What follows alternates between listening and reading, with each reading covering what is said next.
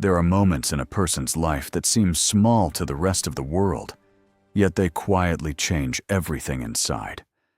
Moments when a room full of people laughs, and you stand there alone, holding the last piece of your dignity in trembling hands. This is one of those stories. It began in a rough mountain town called Red Valley, a place where pride was expensive and kindness was rare. The stagecoach had barely disappeared around the bend when Lily Harper realized she had nowhere to go. She stood on the edge of Red Valley's single dusty street, her worn boots sinking slightly into the red soil. The driver never looked back. He had taken his money and left her there with one small suitcase and a folded letter promising work and a room to stay. The letter had promised kindness, too. That part turned out to be a lie. The boarding house she had been sent to was locked. A piece of paper nailed to the door read, "Closed for repairs." No one nearby knew when it would reopen. No one offered help. Lily pressed her lips together and slowly looked down the street. Red Valley was the kind of town where men leaned against wooden railings, watching strangers with suspicious eyes. Faded storefronts lined the road. Somewhere in the distance, a blacksmith struck hot iron against steel. Her stomach twisted with hunger. She hadn't eaten since sunrise. Near the center of town stood a general store with wide windows filled with sacks of flour and jars of sugar like tiny treasures. The sign read, "Dawson's Trading Post." Lily took a deep breath and stepped inside. The bell above the door rang sharply. 3 men turned toward her at once. Behind the counter stood Mr. Dawson, a heavy man with rolled sleeves and thick suspenders stretched across his chest. He slowly looked her up and down. "Well now," he said loudly, "looks like another dreamer come hoping to find fortune." The men laughed. Lily stepped forward carefully. "I'm looking for work," she said quietly. "Or maybe just a little flour and salt. I can pay once I find employment." The laughter grew louder. Dawson leaned closer. "And you plan to pay with what exactly?" he asked. "Hope and empty pockets?" Lily reached into her coat and pulled out the only valuable thing she owned, a small silver pendant. It had belonged to her mother. She placed it gently on the counter. "This," she said softly. The shopkeeper picked it up, turned it in his thick fingers, and laughed loudly. "Why, sweetheart," he said, dropping it back with a clink. "That little thing isn't even worth half a sack of flour." The room burst into laughter. Lily's fingers tightened on the edge of the counter. She refused to cry. Not here. Not in front of them. But before she could take back the pendant, another sound filled the store. Footsteps. Slow. Heavy. Certain. The footsteps came from the back of the store near stacked grain sacks. A tall man stepped forward from the shadow. His dark hat was pulled low over calm gray eyes. His coat was worn but clean, and mountain dust covered his boots. He didn't look at the laughing men. He looked only at Lily. Then he reached into his coat and pulled out a small leather pouch. Several silver coins fell onto the counter. The sound silenced the room instantly. "Give her what she asked for," he said. His voice was quiet but firm. Mr. Dawson frowned. "Now hold on, Cole," he muttered. "I didn't ask for your opinion." The cowboy's expression never changed. "Flour, salt, and some dried meat."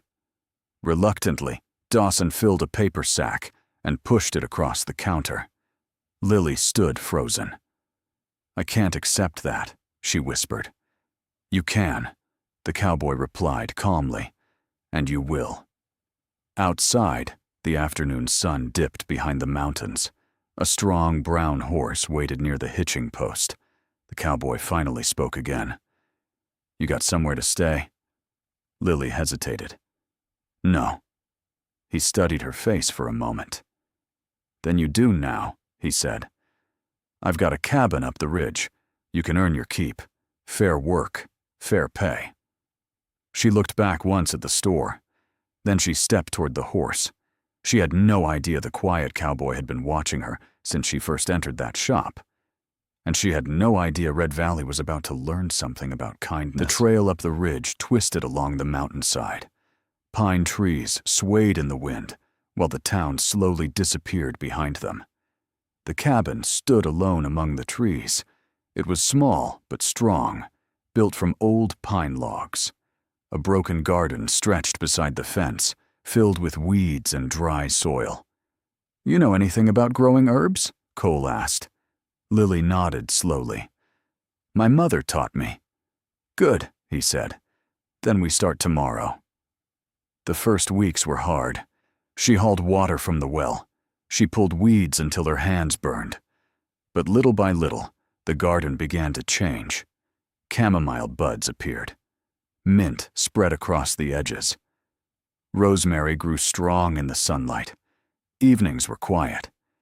They ate beside the fireplace in silence, but it wasn't uncomfortable. One night, Cole finally spoke.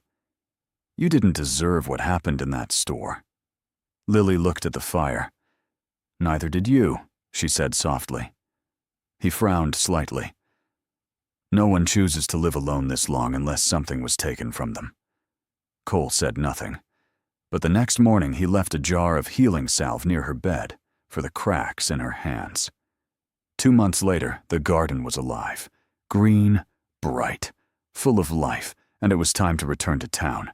And market day in Red Valley was busy.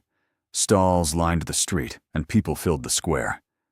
Lily arranged bundles of dried herbs neatly across their table. At first, people only glanced. Then, an old woman picked up a bundle of rosemary. Her eyes widened. "This is the strongest rosemary I've smelled in years." Soon, coins began dropping onto the table. Customers gathered. And then Lily noticed someone watching. Mr. Dawson. The shopkeeper walked slowly toward the stall. Before he could speak, Cole stepped beside her. Calm, quiet, unmoving. Dawson looked at the herbs, the customers, the pile of coins. "Looks like you found your flower after all," he muttered. Lily met his eyes. "Yes," she said calmly. "I did." Days later, a violent storm struck the mountain. Rain flooded the garden and nearly destroyed the lower beds. But Lily and Cole worked through the storm, building stone barriers that saved the plants. By morning, the garden still stood. That same afternoon, a broken wagon struggled up the ridge. The wheel snapped. The driver stepped down slowly. It was Mr. Dawson. His pride looked smaller now. Without saying a word, Cole brought tools.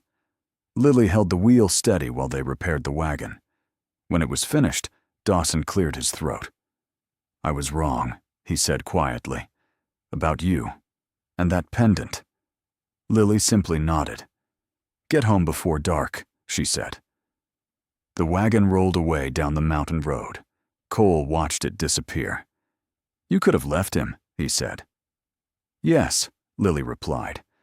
"Then why didn't you?" She looked across the garden she had brought back to life. "Because I know what it feels like to stand alone." Cole studied her for a moment. "You don't stand alone anymore." The sun sank behind the mountains. The air smelled of chamomile and fresh earth. Lily touched the silver pendant resting against her neck. It had never been worthless, and neither had she.